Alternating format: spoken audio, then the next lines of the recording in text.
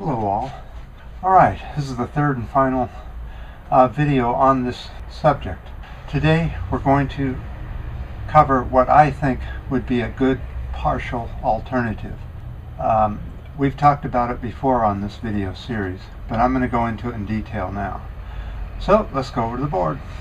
Okay, so this is just one of my own designs, but any type of this kind of design would do fine to help supplying electricity to the people once the fossil fuels run out, or once we finally understand that we need to quit using them.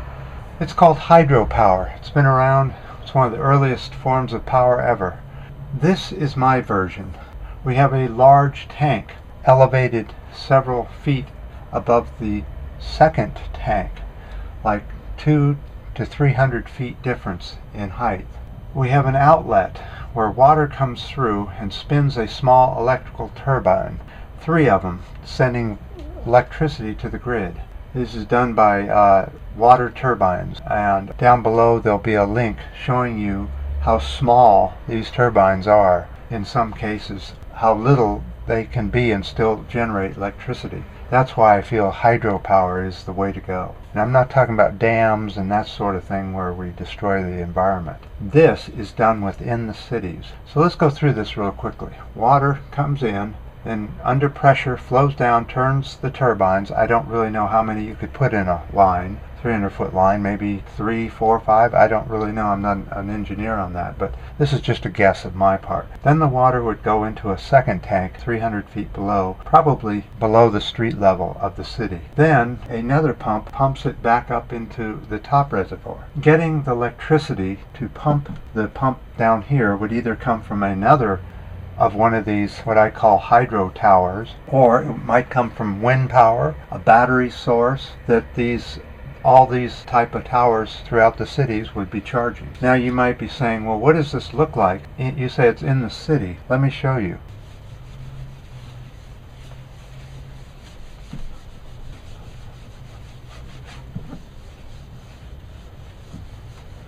It was unfortunate when I found out that the U.S. gave away some of its parkland to condo developers. So we gave away some beautiful parkland that was overseeing San Francisco Bay and the ocean so that condos could go up. So a certain privileged few who get to now buy parkland from the federal or state government. I just don't understand this, why we would dare give away such a pristine place, such a lovely, gorgeous parkland, so that a few can make some money on building condos. Let's go see what we're doing here. Looks like just past the tree line over there, they're starting a pad, put condos. I don't know if you can see it, but right over there's a pad for condos. So I guess they'll go from here all the way to the ocean in condos. Oh, it looks like some kind of road type parking area over here. We just don't have enough housing for the wealthy. So here's my theoretical power system for cities. So let's say we have a large building, and up towards the top we have the tank completely buried inside the building. You would never even see it. So there's no issues with sight problem, with ugliness or anything. It's completely buried inside this building, which could be dual purpose. You could have offices, you could have housing, whatever. So here the water comes down and hits the 3 generators. The power goes down. This is street level, so the power would be all underground. You wouldn't even see it. This is the pump that would bring the water back up to the top, where the power comes from, other hydro towers throughout the city. This makes this an enclosed, constantly working system. I would also put windmills in place for a backup. I'd also put a battery system throughout the city, so that if this does not generate enough power, there's still power for the city to run on minimal power, let's say 1 light per unit or something, but at least you'd always have power. This system is dual purpose. Beautiful day again.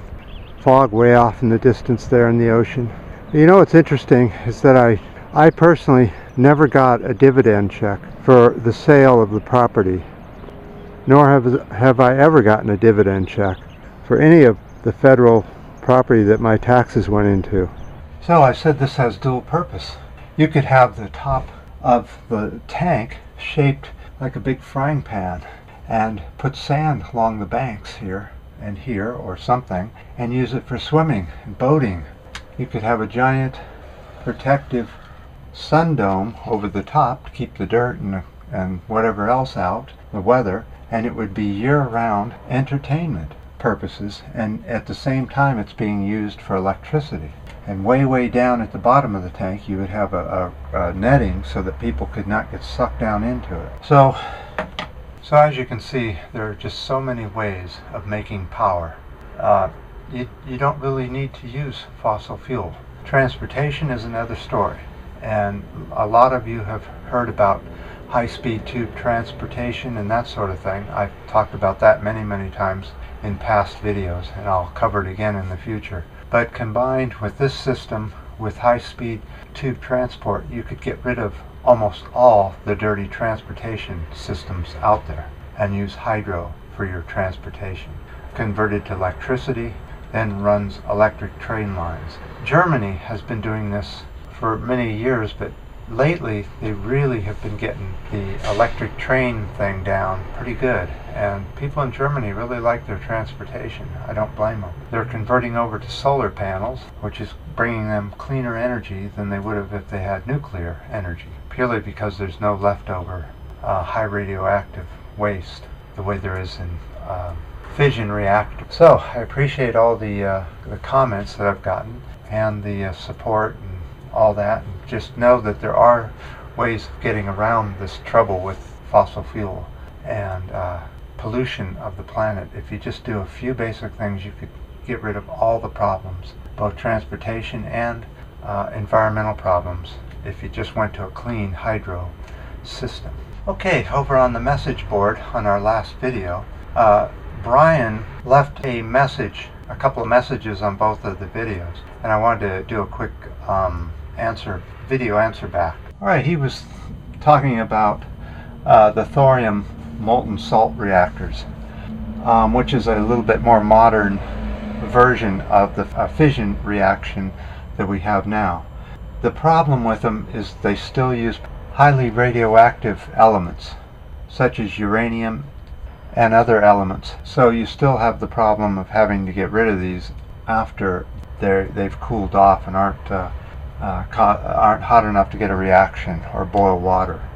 That's sort of more of what I know about it. It's not that much, and so as we said before, there are lots of things coming up on the horizon for power, but it's going to be electricity, and you're going to have to change your transportation over to grid electricity somehow.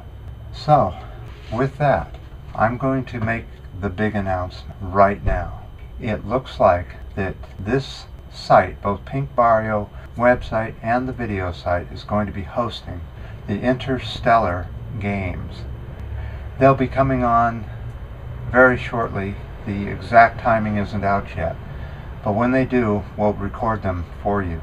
So that'll be something to look forward to. It'll be in addition to this web video. So in other words, it'll be its own video, and it'll be on its own versus the news part of it. I'll do the news separately. So until next time.